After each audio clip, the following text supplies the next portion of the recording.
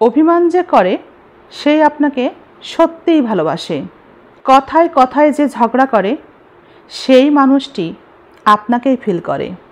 যে মানুষটি আপনার দোষ ধরে, সব সময় আপনার দোষ খোঁজে, সেই মানুষটি আপনাকে সব সময় মিস করে। শুভ সকাল, সবাই কেমন আছেন?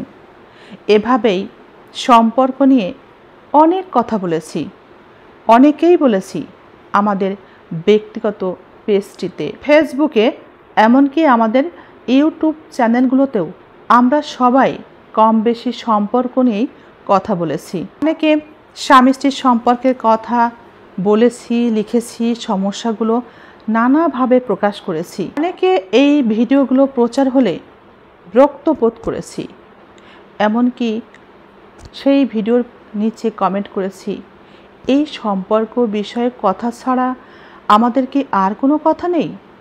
আমাদের যেন মনে হতো এই সম্পর্ক, স্বামী স্ত্রীর সম্পর্কই হয়তো আমাদের দেশের সবথেকে মারাত্মক সমস্যা।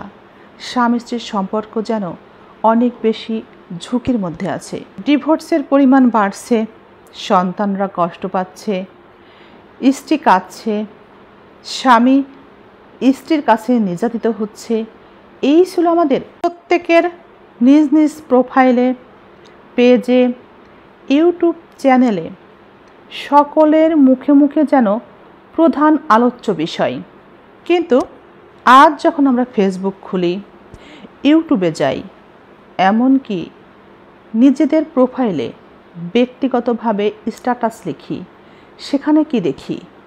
আমরা কি জানতাম হঠাৎ করে আমাদের দেশে কি থেকে কি হয়ে যাবে?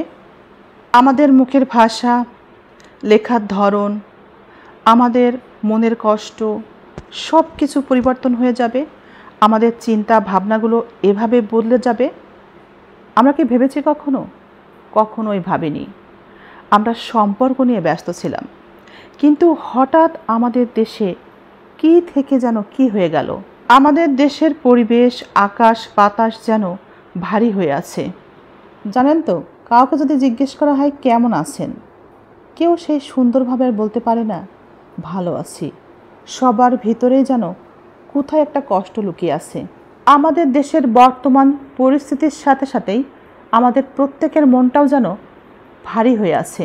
যুগের পর যুগ আমাদের এই চেষ্টায়, আমাদের বুদ্ধিমত্তার সাহায্যে প্রাকৃতিক দুর্যোগ সহ বিভিন্ন প্রতিকূল অবস্থা থেকে নিজেদেরকে মুক্ত রাখতে আমাদের এই পৃথিবীকে আমরা বসবাস উপযোগী করে তুলেছি যুগের পর যুগ ধরে।